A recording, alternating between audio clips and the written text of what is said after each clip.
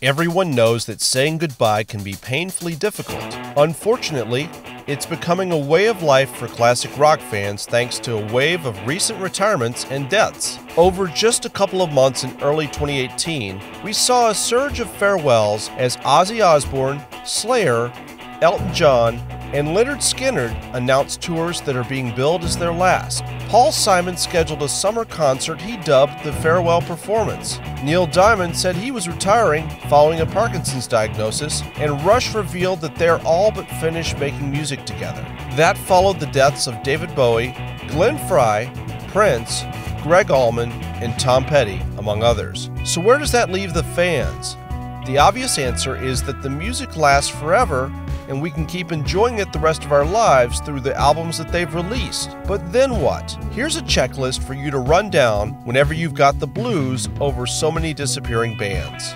First off, see the tours. The good news is, you probably have a little time given how long these goodbyes tend to last. For instance, Elton John's farewell tour was set to last over 3 years. All of these sudden deaths taught us something else too. If a musician whose work you appreciate is in town, see them perform when you have the opportunity.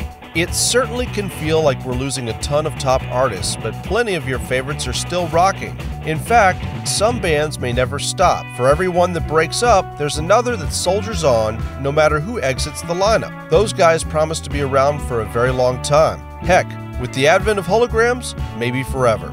Next, support the new generation. For all the chatter about rock's premature death, there's no shortage of younger acts who are continuing to carry the genre forward. Skynyrd fans, for example, can hear echoes in Blackberry Smoke and Chris Stapleton. Those who love Queen can seek out Mika. Led Zeppelin fans will hear uncanny similarities in Greta Van Fleet. You get the idea.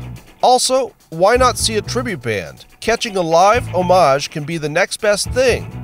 And who knows, you might just be seeing the next Ripper Owens or Arnel Pineda, two guys who joined their favorite groups after starting out as sound-alike acts. You can also look back, both to the groups that inspired key classic rock acts and at the growing catalog of live material that's being released these days. Finally, you can hope for a change of heart. Okay, so maybe this isn't the best policy, but we've seen enough so-called final concerts from the likes of Kiss, The Who, and the Scorpions to be pretty sure that some of these farewell tours will end up not being so final after all. Thanks for watching. Subscribe and stay tuned for the next videos from Ultimate Classic Rock.